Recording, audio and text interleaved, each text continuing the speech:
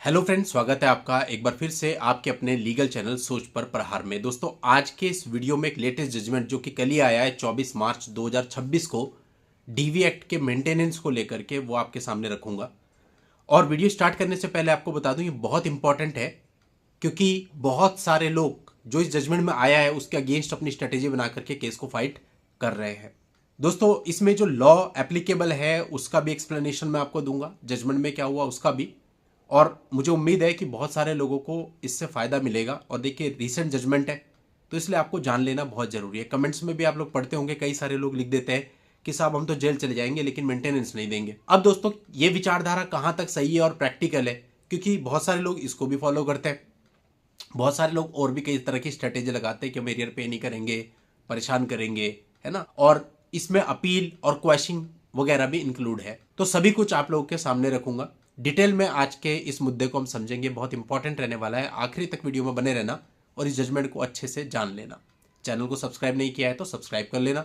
Members बनना चाहते हैं तो ज्वाइन पर क्लिक कर लेना, मेंबरशिप ऑप्ट कर लेना, ताकि जो एक्स्ट्रा बेनिफिट्स है वो भी आपको मिल सके। जुलाई 2019 में ट्रायल कोर्ट ने एक मेंटेनेंस का ऑर्डर किया 4,000 रुपये वाइफ के लिए और 4,000 रुपये डिजेबल्ड सन के लिए, यानी कि 8,000 रुपये प्रति माह का ऑर्डर किया। पति ने इस ऑर्डर की कंप्लाइंस नहीं करी, मतलब कि मेंटेनेंस पे नहीं करा। अब पत्नी ने एग्जीक्यूशन के लिए एक एप्लीकेशन फाइल करी, क्योंकि 2,64,000 रुपये का एरियर हो चुका था। उसने 2,64,000 रुपये को रिकवर करने के लिए एक एग्जीक्यूशन एप्लीकेशन लगाई, जिसमें रिकवरी वारंट इश्यू हो गया। पति ने पैसा देने से चूंकि मना कर दिया तो उसको ट्रायल कोर्ट ने 1 महीने के सिविल प्रिजन में भेज दिया, यानी 1 महीने की सिविल जेल कर दी।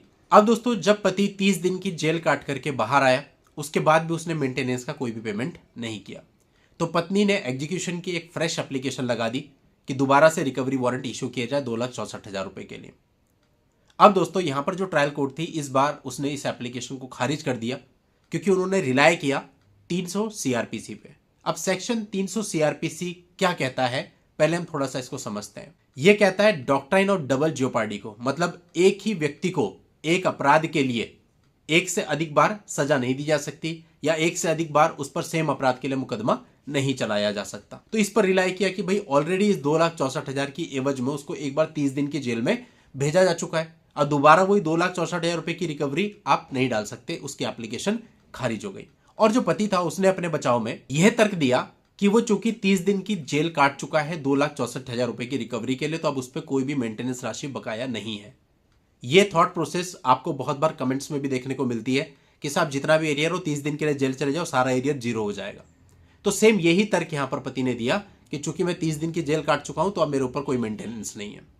खैर, अब जो पत्नी थी वो अपनी तरफ से हाईकोर्ट गई 482 सीआरपीसी में इस ऑर्डर को क्वैश कराने के लिए। यहां पर पति का आर्ग्यूमेंट ये था कि भाई पत्नी हाईकोर्ट आई है, जबकि ये जो मामला था ये डीवी एक्ट की धारा 29 के अंतर्गत अपील योग्य था, तो उसको नीचे ही अपील में जाना चाहिए था। लेकिन दोस्तों, आप लोग को इससे हटके आपको बताता हूं, आप दोनों काम कर सकते हैं।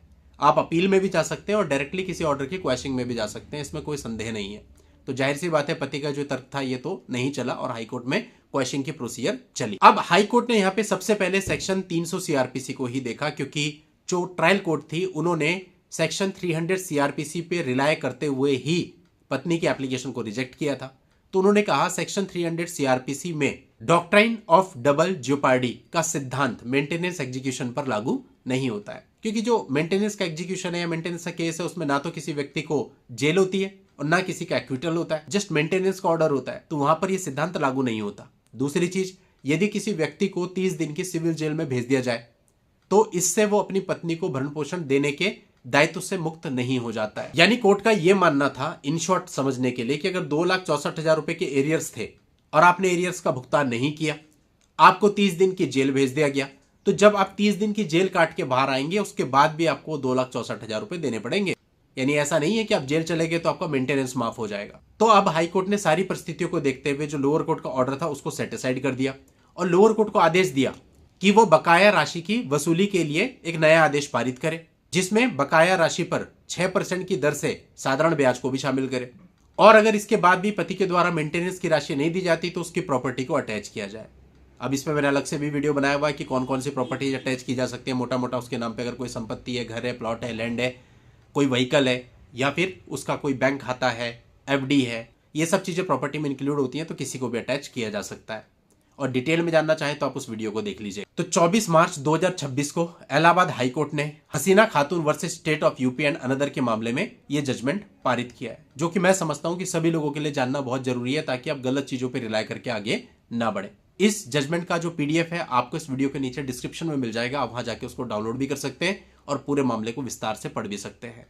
आज की इस वीडियो में इतना ही। नेक्स्ट वीडियो में नई जानकारी के साथ मैं आपसे फिर मिलता हूं, तब तक के लिए good bye and thank you for watching. Take care.